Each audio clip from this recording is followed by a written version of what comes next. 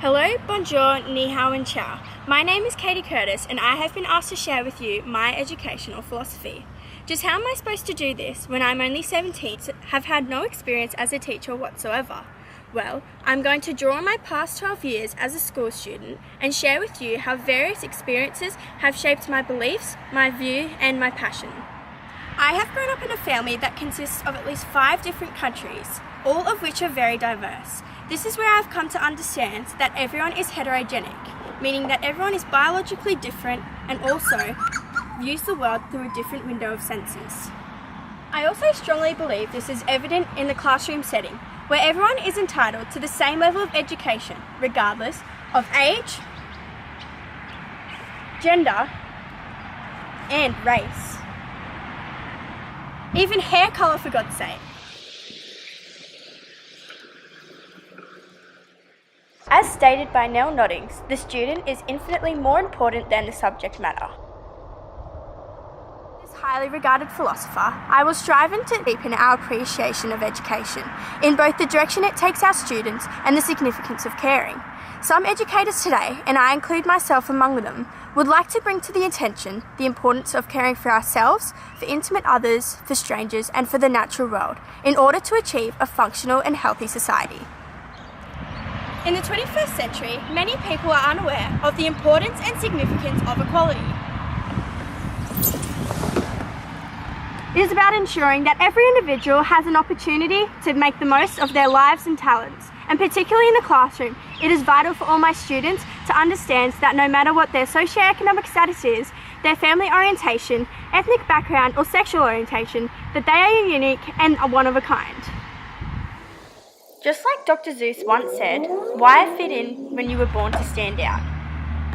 As I guide my students along their journey, I will constantly assure to them that society's destructive stereotypes and expectations are nothing but nonsense.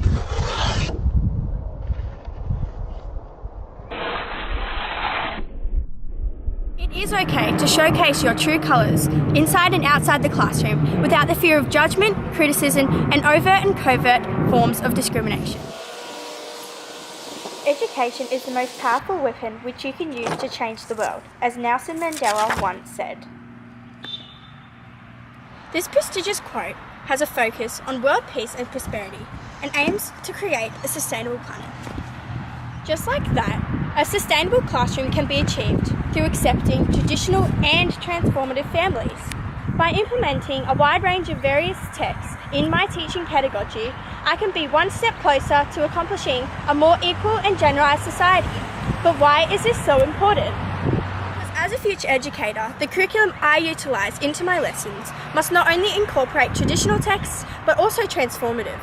This will ensure that learning is not just restrictive and narrow, but also is flexible among different perspectives of socioeconomics, gender, and race. It is through the use of these diverse texts that inclusiveness can be achieved. Furthermore, I want to instill a lifelong passion for my students in my teaching pedagogy. One way I can do this is I hope to instill the passion by being a positive role model for my students. Every child has the ability to reach their learning potential through overcoming expectations, receiving necessary support and opportunities, and a caring classroom. This effort will be supported by greeting each child as he or she enters the classroom, so that each student feels welcomed and valued and believes that he and she is part of a practical learning community.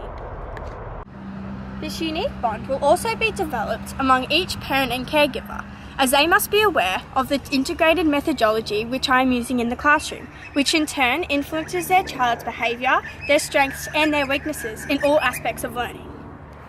Sigmund Freud's statement that anatomy is destiny is suggesting to us that biology determines your destiny.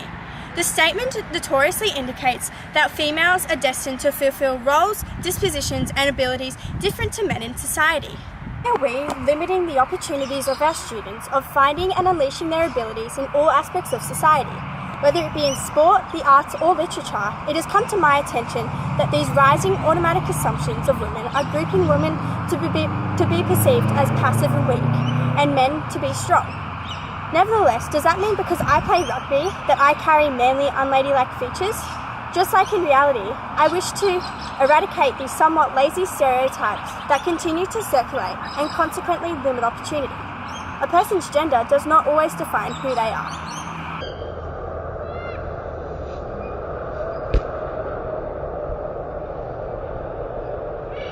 Each and every student has different goals, ambitions, and future careers in which they want to strive to achieve to become.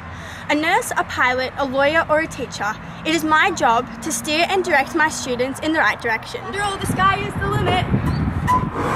It is far from a simple process, but by guiding them along their own pathway, I'm helping them to be the best versions of themselves in a very positive way.